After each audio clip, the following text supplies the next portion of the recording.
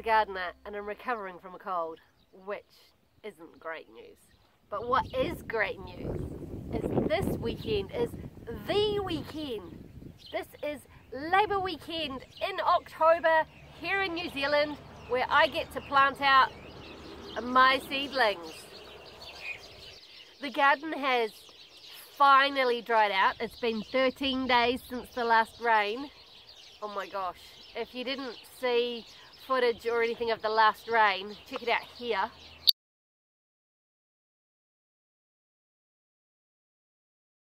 We only left town for 7 hours and came back to that. What was that all about? I wasn't happy. But the thing is, with this special long weekend, it's actually a movable holiday.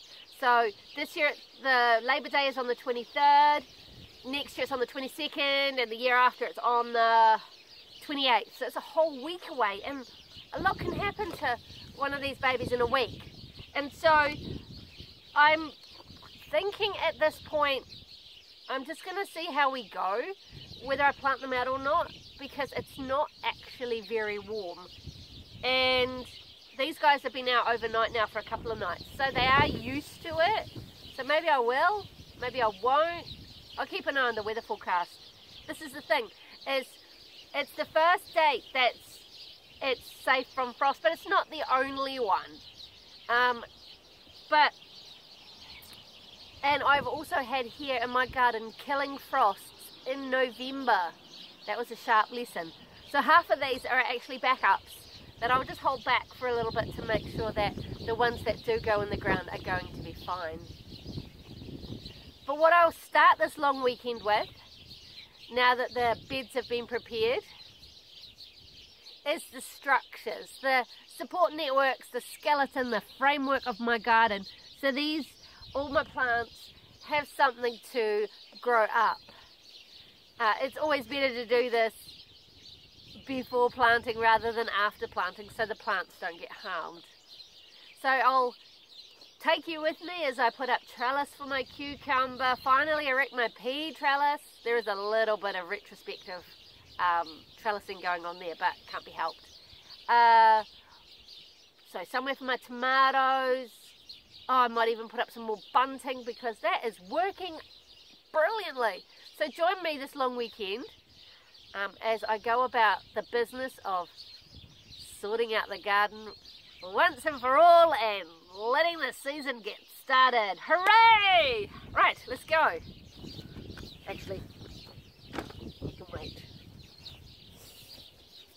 Okay, so I've done a bit of a stock check of all my stuff. And I've got a whole lot of these Waratahs, T-shaped posts.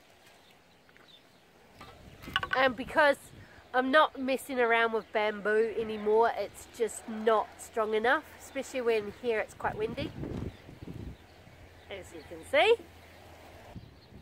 And so last season I had a lot of success with this steel rebar.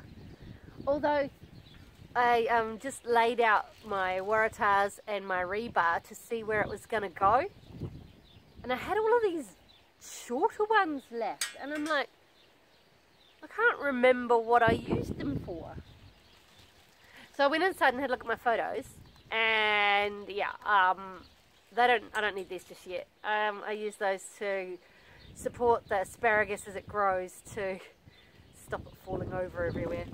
So that's end of season stuff, not beginning of season stuff, so I'll put those away. I also have one of these. I'm feeling quite weak because of this cold, so please don't judge me. I bought some, just popped out and bought some clothesline wire because it's really good for my tomatoes. You'll see once I put it up. So cable ties, and of course over the back here I've got some sheep fencing. Now the lambs just made a complete mockery of the sheep fencing. The holes were just too big for little lambs. These are our new babies. Say hello. Oops. So I had to buy some new stuff with smaller holes and so this is now superfluous to requirements. So what I'm going to do is I'm going to use them for my trellis to grow things up, like my cucumbers and things like that, because I am so sick of netting not having enough integral strength as it grows, and it just droops under the weight of the fruit. The poles come in, it's all like saggy baggy. Nah, not this year. So I'm going to try with the wire. I mean, maybe it'll make the wire sag as well. But to make the job easy, I went and got myself some bolt cutters. Well, it's just, I don't want to be faffing around trying to cut wire with inadequate tools. So, sorted. It'll make the job fun too. Right, so first, tomatoes. Okay. I don't need the bolt cutters for the tomatoes. Maybe I should do something else. No, tomatoes. Right. Clothesline. Oh, I'm getting old already. Oh. Oh.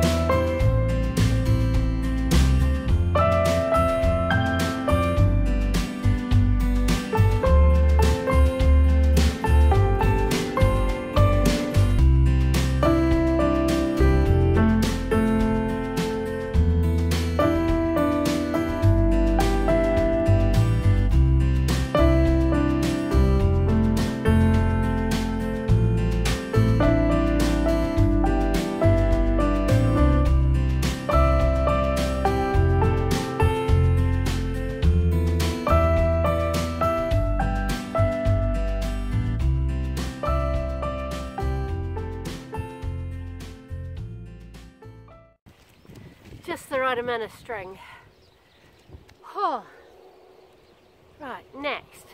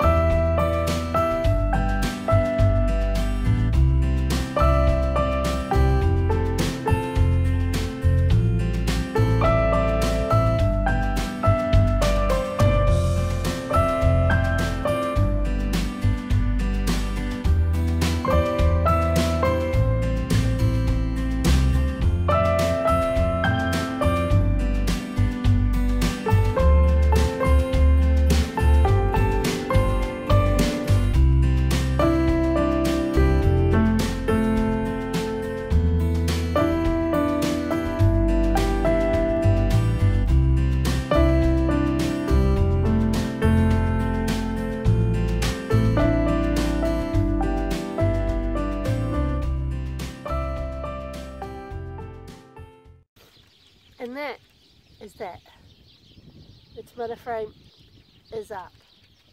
It's hard to believe this tiny little tomato will reach right up there to the top, but it will. So I need to give it the support that it needs. I'll be tying it in to the wire with a soft cloth as it climbs. There's going to be 10 on this side and 10 on the other side, and it's really exciting. I have tomatoes from A to Z. I have one called Artesian Blush I've not tried before, all the way through to one called Zapote, which I've not tried that one before either. But you know, I'm growing my tomatoes from A to Z. So there we have it, my tomato frame. Now I've got my cucumber one to build, but to be honest, I am stuffed. It's a long weekend, there's 3 days. It doesn't all have to happen overnight. So I might just call it a day, having prepped my tomato frame. So come back tomorrow for the second installation of the structure installation. Did you see what I did there? Oh my gosh, I think this cold is going to my head. So tomorrow we'll build the cucumber frame. Right, I'm going to take this weary old body off for soaking the bath. Oh, if I can get up. Oh, jeepers.